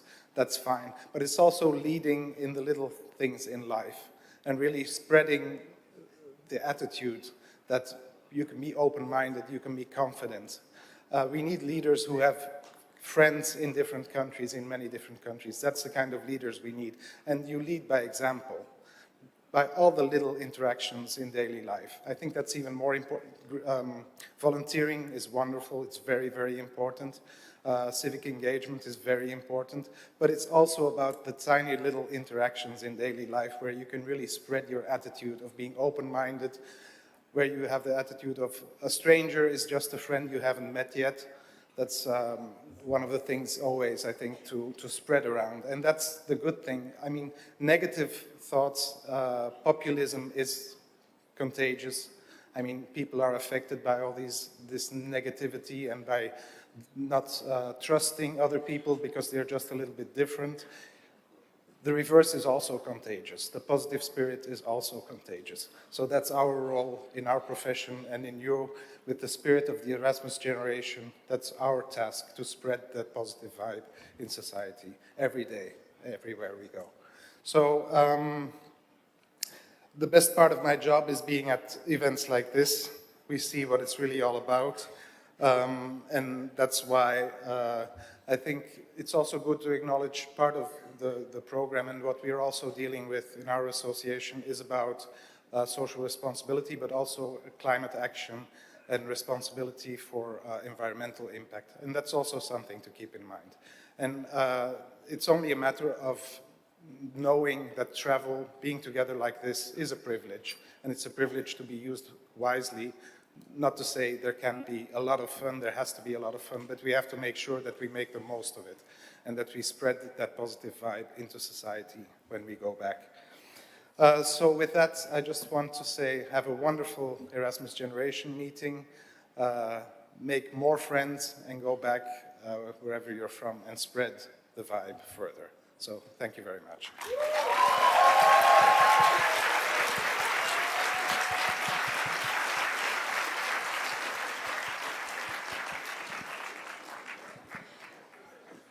Thank you for giving us a lot to unpack, Mr. Piet van Hove. And fun fact, you are already on the agenda of next year's EGM. We are always very, very proud, very honored when the work, our efforts as volunteers, as ESN, are recognized by high-level institutions, politicians. And we have next a video message from someone that has always been a believer in the notion, the concept of an Erasmus generation as the heart of Europe. And therefore, we will see next a video from the Vice President of the European Commission, Mr. Margaritis Skinas, who will talk to us about the framework of the program that we love so much and the commitments from the European Commission for the European Year of Skills.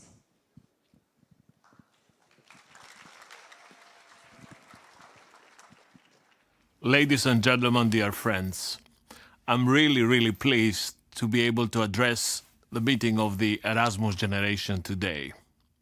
As you know, the 2023 Erasmus Plus annual work program has a budget of 4.43 billion euros, its highest ever annual financial envelope. This increased historic budget reinforces our priorities in Erasmus+, the priorities of inclusion, active citizenship, democratic participation, and of course, the green and digital transitions. It's an honor to have the political responsibility for this great program. With the promotion of democratic participation and common values as one of its four main priorities, Erasmus Plus is a very effective instrument for developing critical thinking skills and media literacy, especially in these demanding times where fight against disinformation remains at the top of our political agenda.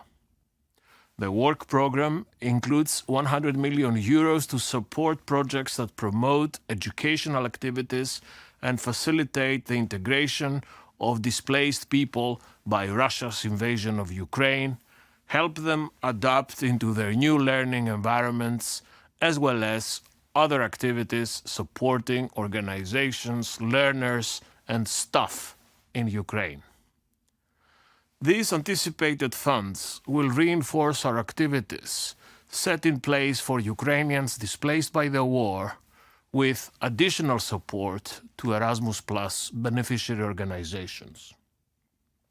Last year, we had the 2022 European Year of Youth, and the Erasmus program continues in 2023 to ensure that the voices of young people are heard in the European Union and beyond, internationally, especially through an increase in youth activities.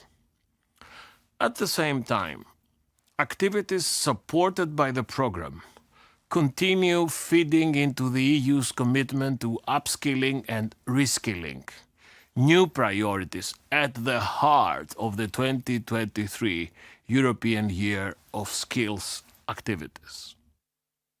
The European Year of Skills will pursue actively four main objectives. First, promoting investment in training and upskilling, enabling people to stay in their jobs or move to new ones. Secondly, ensuring that skills match the needs of the job market, employers, by closely cooperating with social partners and private sector. Thirdly, matching people's aspirations and skill sets with opportunities in the job market, especially for the twin transition, green and digital, key areas where we still are facing an important skills deficit in the European Union. And finally, fourth, attracting people from outside the EU in an orderly, organized scheme with skills in demand that match our needs. Dear friends, through the Erasmus Plus program, young people are provided with opportunities for mobility, to live, to learn, to acquire skills for life. The goal is to equip young Europeans and their peers with the right skills to turn the twin transition into an opportunity for Europe, for our economy, for our planet, for the cohesion of our societies. And although unemployment is currently at a record low, there are still 3 million young people not employed, neither in education or training. And our priority, our effort should be to support these young Europeans. This is what we have as a collective duty to achieve. Our website for the European Year of Skills has an interactive map showing all events taking place. Those of you who are motivated and willing to participate can go a step further and organize their own events in the course of the year. We will, of course, throughout the European Year of Skills, take the lead in providing opportunities, organizing events, provide training, give visibility to existing initiatives to support precisely the acquisition of skills and upskilling. A flagship, a major event for the year will be organized on the 9th of May in Brussels with live connections throughout Europe. And I would like to take this opportunity to invite many of you, all of you, to participate. Dear friends, chers amis, let me conclude with two special messages that many of you have heard me making many times in the past. The Erasmus generation is at the heart of Europe. If Schengen is the passport of Europe and Euro is the wallet of Europe, the Erasmus generation is the soul, is the heart, the beating heart of the European Union. I want everybody to believe this. This is crucial as we look in very challenging moments to defend and promote Europe and our way of life. Second message. This is now the time for the Erasmus generation to give back to Europe some of the gifts that Europe gave you.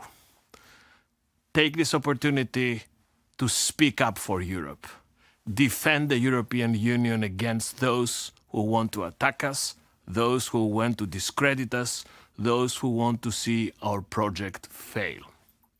I count on all of you, the soul of Europe and the ambassadors of Europe, to have us very present in your action, in your public space, in your activities throughout the continent and beyond.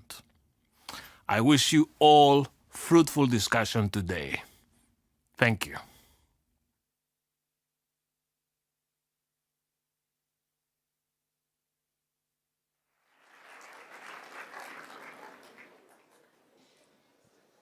The Erasmus Generation Meeting is a place to discuss Erasmus Plus priorities, and we have all the ingredients to be able to create more innovative, more inclusive learning opportunities.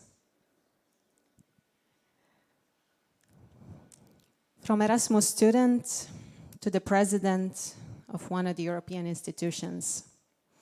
I guess you already know who the next address is from. We have a video message from the President of the European Parliament, Ms. Roberta Metsola.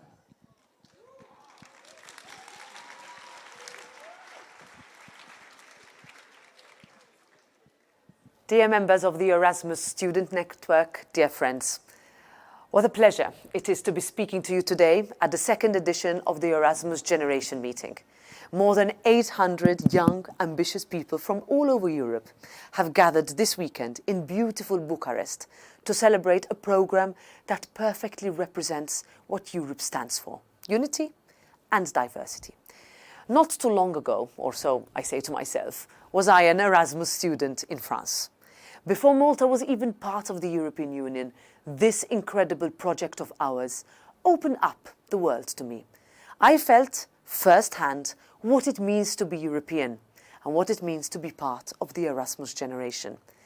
When I spoke to you in Porto last year for the 35th anniversary of the Erasmus programme, we celebrated the European Year of Youth, a year shining a spotlight on you, your priorities and your vision for Europe. But that was only the starting point. We must maintain this momentum. With a war on our continent, increasing prices and a worsening climate crisis, your generation is confronted with uncertainty on every side. Now, more than ever, we need a generation of change makers, a generation of people who are proud of our successes, but are also honest about the failures and frustrations of our processes, a generation who is ready to stand up for what they believe in. Each and every one of you brings a unique set of skills and experiences to the table. But it is in uniting, in exchanging with one another, in bringing together this panoply of skills that lies in the strength of your generation. So it is only fitting that the theme of this year's Erasmus Generation Meeting is International Skills for More Engaged Societies, in line with the Year of Skills that will kick off next month, symbolically, on Europe Day. This will be a year dedicated to promoting the skills that we need to counter the uncertainty we face now, while innovating for the future. In the European Parliament, we believe in the change-making ability of young Europeans, which is why we are co-funding the Erasmus Generation in Action initiative. This project aims to support 200 million people with different projects across 18 member states to promote active citizenship and EU opportunities for young people. So if you go away today remembering only one thing from what I have said, I want it to be this. Go out there and explore. Immerse yourself. Take every possible opportunity to put your skills to use while acquiring new ones along the way. Be an active part of the change that you want to see. Be an active part of your Europe. Vote. I wish you all a fantastic and inspiring meeting in Bucharest.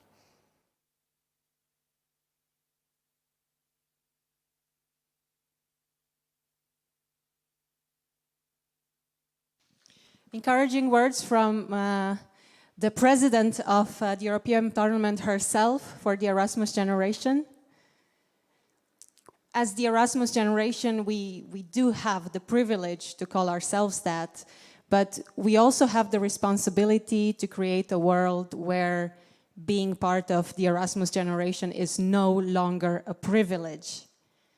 And it's a great feeling, this feeling of belonging. And the Erasmus Student Network is also part of this ecosystem that we were talking earlier about, that makes possible better education, social cohesion. And this is my transition to inviting on the stage our, yes, you guessed, fun fact, the last speaker of this evening.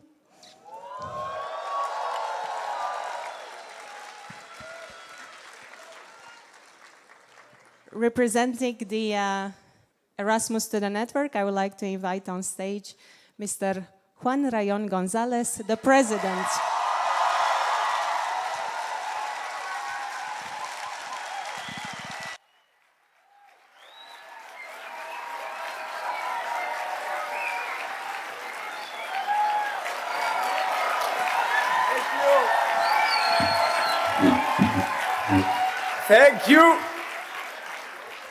Thank you. Thank you so much. Thank you so much, my friends, indeed. Yes.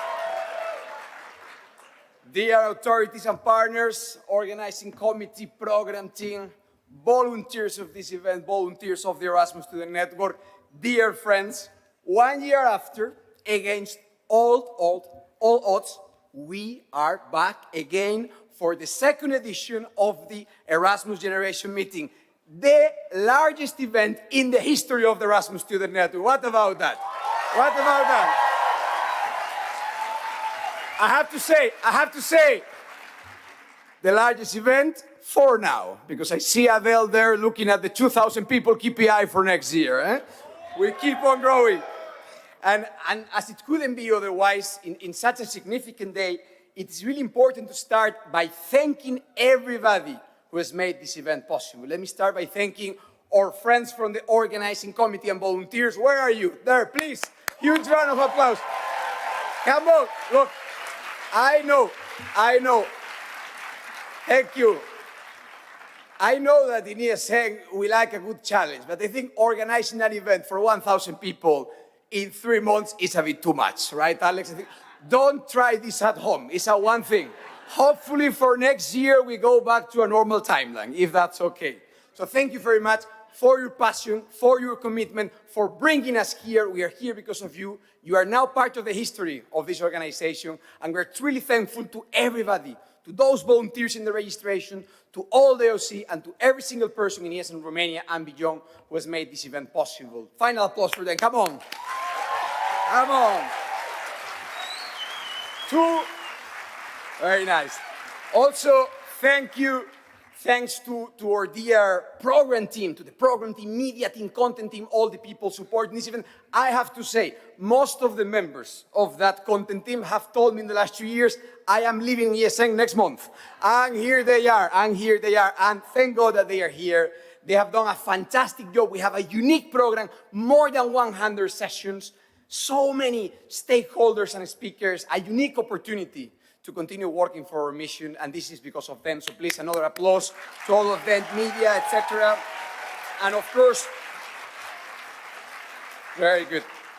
And also, thanks to all our dear partners and guests, this event is born, and this principle of cooperation, of working together. We have unique support from the university that is hosting us. This event is completely linked with that idea of collaboration between ESN and universities. From the fantastic Romanian National Agency, you heard the director before speaking about the importance of stepping up and striving for change. I think the collaboration between Romania, ESN Romania, and the National Agency is an inspiration for all of us. Thanks to our partners in the ministries, European Commission, leading stakeholders in Europe, it is a true honor to have you here, and we look forward for a weekend of working together for better mobility for all. Thank you so much. Another applause for them. Yes. And of course, last but not least, one more year to all of you, to the almost 1,000 people who have come here to Bucharest to continue working for what we stand for. You are the soul of this event, the soul of our network, and we're really thankful to have you here. Dear friends, I think that it's fascinating to think that over the course of the next 3 days, we will make history together. More than 1,000 people joining this event from all corners of Europe, once again ready to make history and to continue contributing to our mission. Not only for our organization, we are not only here to make history in our organization, to change things internally, no.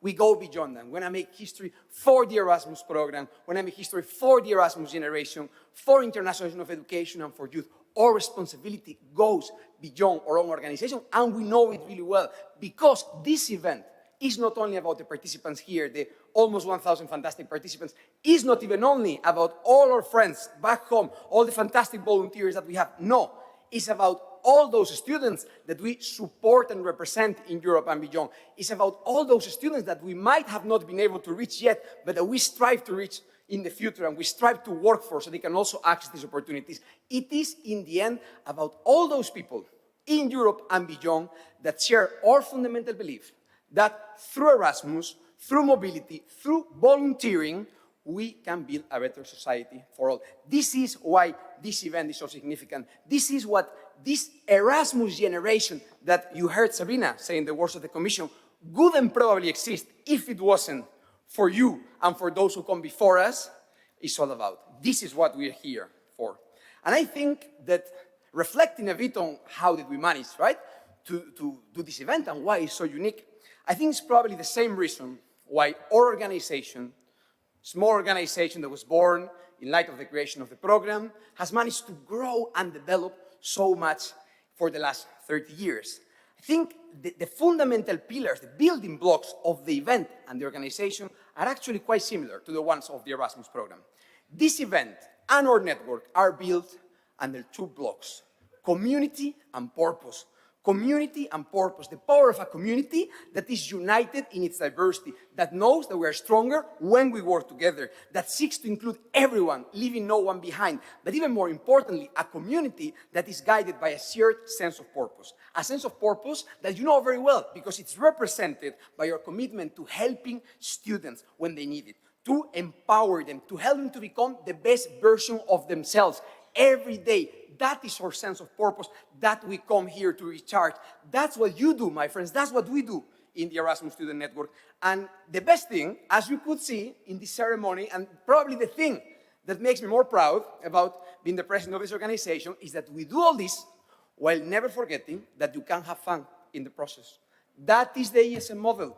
Getting stuff done while having fun, because this is how change happens. This is how change happens, by believing that you are part of a movement that can change many things while never forgetting to have fun. And this is, in the end, why this event is so necessary. This event was always so important, even before it was created. This event is, above all, your moment, my friends. It is our moment. It is your moment to make a change.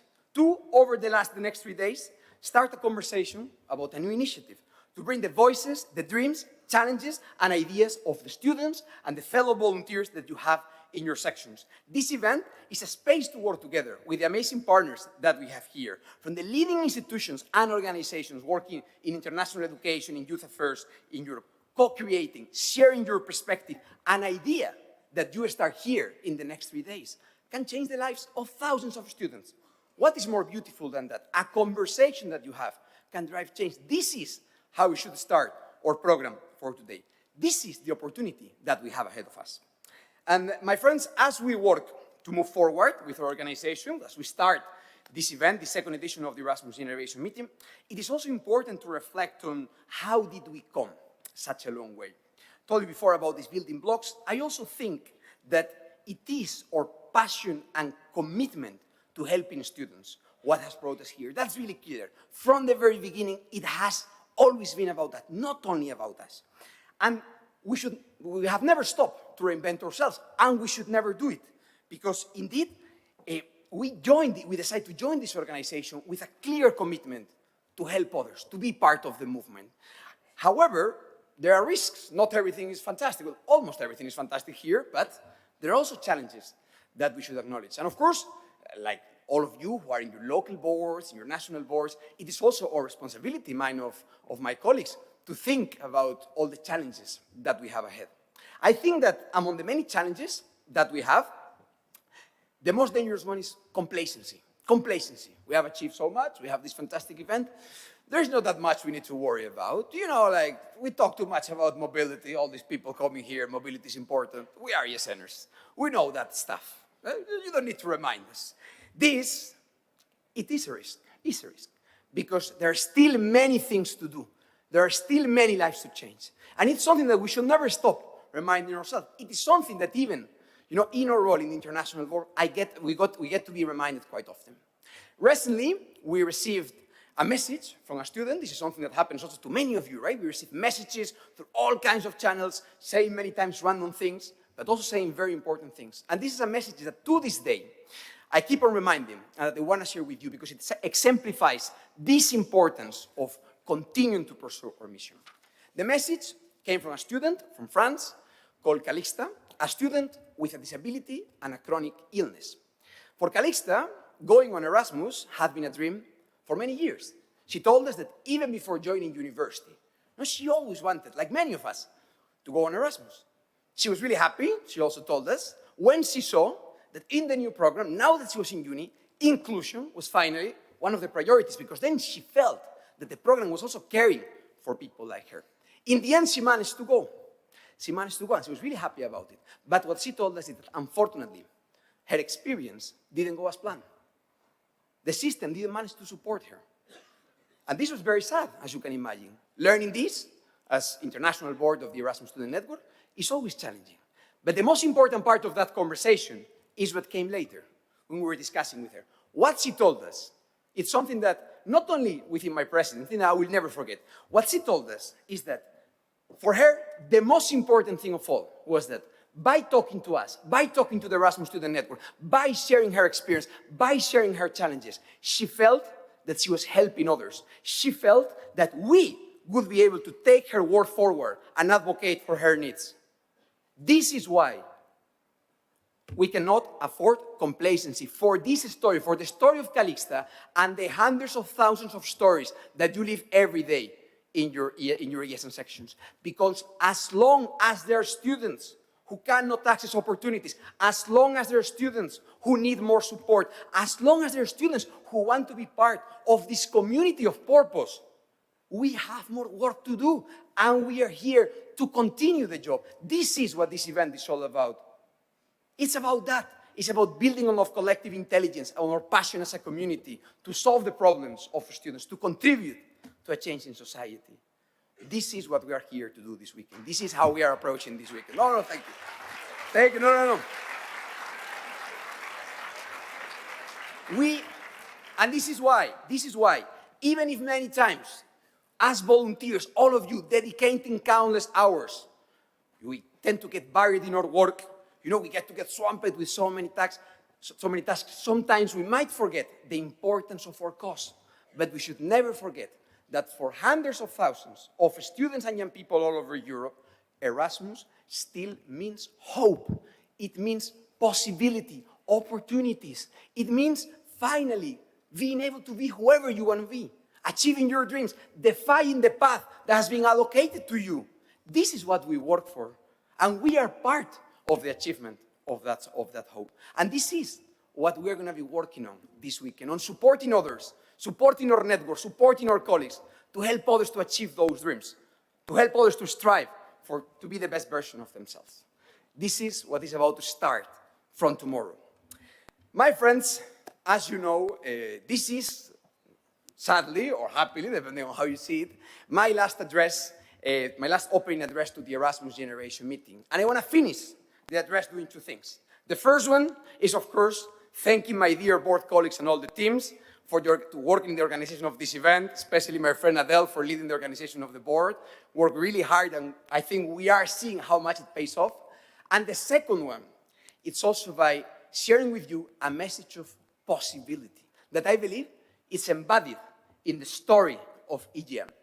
When EGM started to be discussed, the common belief among many people was that our network was not prepared for this event. Many people, many great friends of mine, even thought, no, like people are never going to show up, this is never going to work. And what I tell you, always believe in your power to change things. If you have dreams, this organization gives you the platform to achieve those dreams. Challenge assumptions, defy stereotypes, fight for what you believe in, because this is what the Erasmus Student Network allows you to do. In the end, what we did back then with those who didn't believe in EGM was not to give up on the dream, but also not to say, not to dismiss their concerns. We took their concerns and we worked together with them, thinking that it was worth it to continue advocating for an organization that is more useful to society. And I think this shows how much possibility we have in this organization. This is what I want you to convey. Never stop working for you believe in, because it always is impossible until it's done. My friends, as we are about to start the second edition of the Erasmus Generation Meeting, I want to wish you all a fantastic weekend. I want to wish us all a fantastic journey. And I want to propose you that we continue making history together. And hereby, it is the honor of my life to officially open the second edition of the Erasmus Generation Meeting. Let's make history together. Thank you.